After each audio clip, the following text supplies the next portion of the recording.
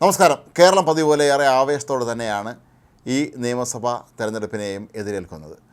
ഉച്ചയാകുമ്പോഴേക്കും തന്നെ 49.7% പേർ വോട്ട് രേഖപ്പെടുത്തി കഴിഞ്ഞു എന്നുള്ളത് കേരളത്തെ സംബന്ധിച്ചിടത്തോളം ഏറെ അഭിമാനകരമായൊരു നേട്ടമാണ്.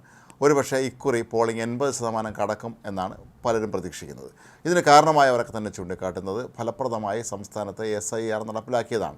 SIR അനുസരിച്ച് ഇതിൽ മരിച്ചുപോയവരും അതല്ലെങ്കിൽ ലിസ്റ്റിലില്ലാത്തവരുമായ ഒരുപാട് പേർ ഒഴിവാക്കപ്പെട്ടിട്ടുണ്ട്. അപ്പോൾ അതുകൊണ്ട് തന്നെ ഇനി അങ്ങോട്ടുള്ള സമയത്തുമൊക്കെ തന്നെ പോളിംഗ് പുരോഗമിക്കുമ്പോൾ പോളിംഗ് ശതമാനം വളരെ ഉയരാൻ തന്നെയാണ് സാധ്യത എന്നാണ് കരുതപ്പെടുന്നത്.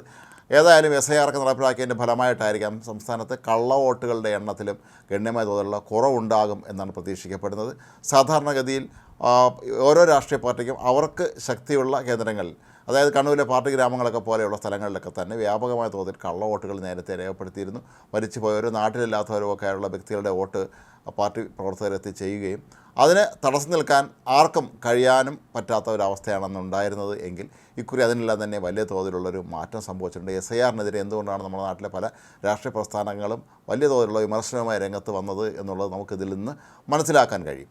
കേരളത്തിലെ പ്രമുഖരായ വ്യക്തികളൊക്കെ തന്നെ രാവിലെ തന്നെ വോട്ട് രേഖപ്പെടുത്തിയത് മുഖ്യമന്ത്രി പിണറായി വിജയനും അതുപോലെ പ്രതിപക്ഷ നേതാവ് BD സതീശനും AK ആന്റണി ഉൾപ്പെടെയുള്ള അല്ലെങ്കിൽ മറ്റ് പ്രധാനപ്പെട്ട എല്ലാ നേതാക്കളും രാജീവ് ചന്ദ്രശേഖർ ഉൾപ്പെടെയുള്ള എല്ലാവരും തന്നെ രാവിലെ വോട്ട് രേഖപ്പെടുത്തിയിരുന്നു. കേരളം ഏറെ ആകാംക്ഷയോട് തന്നെയാണ് ഈ തെരഞ്ഞെടുപ്പ് ഫലത്തെ ഉറ്റുനോക്കുന്നത്. മെയ് 4-നാണ് വോട്ടെണ്ണൽ നടക്കുന്നത്. കേരളം കഴിഞ്ഞ 10 വർഷമായി ഭരിച്ചുകൊണ്ടിരിക്കുന്ന ഇടതുപക്ഷ സർക്കാരിന് ഒരു മൂന്നാം ഊഴം ലഭിക്കുമോ, അതോ കഴിഞ്ഞ 10 വർഷമായി അവർ ചെയ്ത് കൂട്ടിയ അബദ്ധങ്ങളുടെ അല്ലെങ്കിൽ തെറ്റുകളുടെയൊക്കെ തന്നെ ഫലമായി അവർ പുറത്താക്കപ്പെടുമോ എന്നാണ് എല്ലാവരും ഗൗരവതരമായി തന്നെ ചർച്ച ചെയ്തുകൊണ്ടിരിക്കുന്നത്. ഇന്ന് വൈകുന്നേരം 6 മണിയോടുകൂടി ഈ സർക്കാരിൻ്റെ അല്ലെങ്കിൽ ഈ നിയമസഭയുടെയൊക്കെ തന്നെ എല്ലാ അവകാശങ്ങളും ഇല്ലാതാവുകയാണെന്നുള്ളതാണ് മറ്റൊരു പ്രധാനപ്പെട്ട കാര്യം. മുഖ്യമന്ത്രി പിണറായി വിജയൻ്റെ നേതൃത്വത്തിലുള്ള 2 മന്ത്രിസഭകളും ഒന്നിനൊന്ന് കൂടുതൽ പ്രശ്നങ്ങളിലേക്ക് പോകുന്നതായിരുന്നു നമ്മൾ കണ്ട ഒരു കാഴ്ച. അതിനെ ജനങ്ങൾ എങ്ങനെ നേരിടുന്നു എന്നുള്ളതാണ് ഇതിൻ്റെ ഏറ്റവും പ്രധാനപ്പെട്ട ഒരു കാര്യം.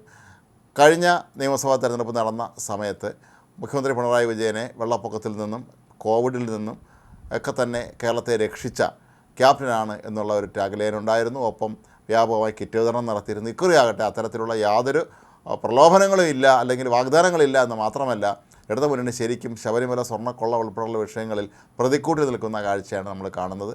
മുഖ്യപ്രതിപക്ഷമായ UDFനെ സംബന്ധിച്ചിടത്തോളം അവരുടെ ഒരു നിർണായകമായ പോരാട്ടമാണ് ഇപ്പോൾ നടക്കുന്നത്. ഇനി ഒരിക്കൽ കൂടി പ്രതിപക്ഷത്തിരിക്കേണ്ടി വന്നാൽ അത് കോൺഗ്രസിനും UDFനും മറ്റ് ഘടകകക്ഷികൾക്കും ഉണ്ടാക്കാൻ പോകുന്ന ഡാമേജ് വളരെ വലുതായിരിക്കുമെന്ന് വ്യക്തമായ ധാരണയുടെ കൂടി അടിസ്ഥാനത്തിലാണ് അധികം വിമതന്മാരോ അതല്ലെങ്കിൽ അട്ടിമറികളോ ഒന്നും സംഭവിക്കാതെ എന്ത് വന്നാലും വിജയിക്കണം എന്നുള്ള ദൃഢനിശ്ചയത്തോടുകൂടി കോൺഗ്രസ് പ്രവർത്തകരും പണിയെടുക്കുന്നത്.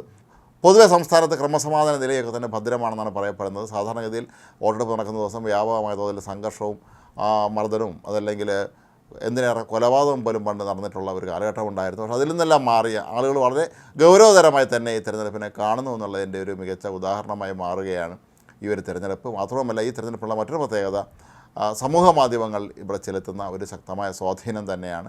യുവതലമുറയും ഇപ്പോൾ സോഷ്യൽ മീഡിയയുടെ ഒരു ആകർഷണത്തിലാണ് എന്നുള്ളത് കൊണ്ട് തന്നെ അവരും ഇപ്പോൾ കൂടുതലായി വോട്ട് ചെയ്യാൻ എത്തുന്നു എന്നുള്ളതും ഏറെ ആഹ്ലാദകരമായൊരു കാര്യമാണ്. ഏതായാലും കേരളത്തിലെ തിരഞ്ഞെടുപ്പുകളുടെ ചരിത്രത്തിൽ ഒരുപക്ഷെ ഇന്ന് നടക്കുന്ന നിയമസഭാ തിരഞ്ഞെടുപ്പ് ഒരു ചരിത്രമായി അല്ലെങ്കിൽ ഒരു മാതൃകയായി മാറുമോ എന്നാണ് എല്ലാവരും ഉറ്റുനോക്കുന്നത്. കാരണം ഇത്രയധികം ആളുകൾ വോട്ട് ചെയ്യാൻ എത്തുക എന്ന് പറയുന്നത് വളരെ പ്രധാനപ്പെട്ട ഒരു കാര്യമാണ്.